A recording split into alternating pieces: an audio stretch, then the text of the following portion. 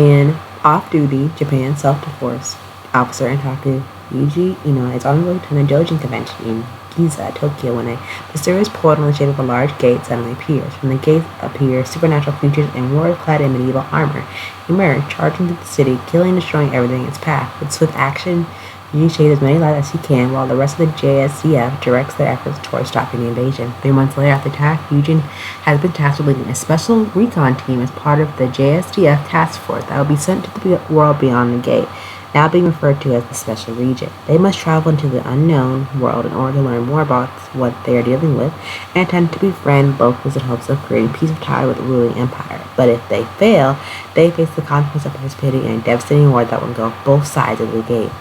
This anime has about 12 episodes from July 4th to September 19th of 2015. Based off a light novel, it is action, adventure, and fantasy. Themes are isekai and military. Each episode is 23 minutes. It's rated R and 70+, and it does have a sequel and a part 2. Now let's get started into this review. Welcome back to another anime review, and here I'm reviewing the anime Gate. Now, overall, I was very impressed with Gate. Taking the traditional twist from military and isekai, where this time the protagonist is not getting reincarnated into another world, where literally the other worlds come into their world. And I think for Gate being a very simple forward anime, it has potential and has promise.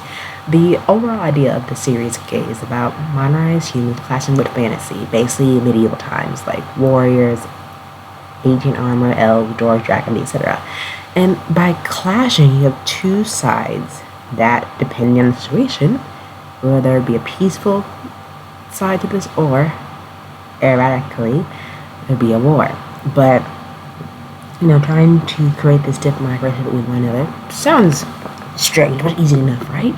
You have fantasy enter reality and reality enter fantasy. Both worlds are separated by the gate. At the center of it, you have our main protagonist, Youji Itami, and basically the way Gate is based off the novel. I haven't read the novel, so can't really speak much on it.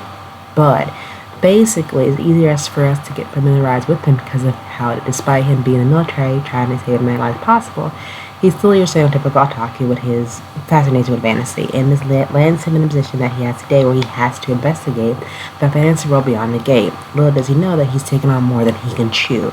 And blurring the line between fiction and reality, the fiction part comes from the fantasy creatures like the dragons, the elves, and the demigods, versus the reality, which is the Japanese military in this case, but a different part of it.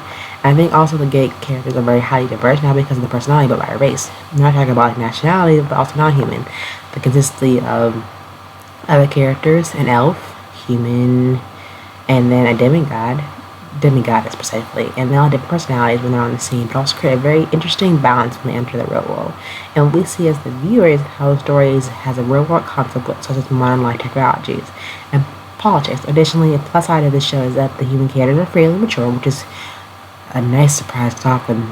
Normally, they're normally high school students, or sometimes they are adult, or vice versa, or have very strong interest in the culture. But given the character's main military experience, it gives them more edge over other isekai protagonists and helps him negotiate with certain parties in the series, which he seems a lot more capable of that story. And his relationship with all these side characters supporting cast comes a great deal as well. And from the fantasy aspect of it, the other established a great creative flow and clear creativity of how everything's established. I can't wait to see between the diverse of characters and the part 2 of this series how well all is bound together, and will this established between the real world and fantasy world end up in war. But definitely check out Gate anime if you haven't already. I would give this anime probably about a 7.7, I would have to say. If you like the military aspect and more isekai anime, this is definitely for you. Until then, take care, have a great day. Bye!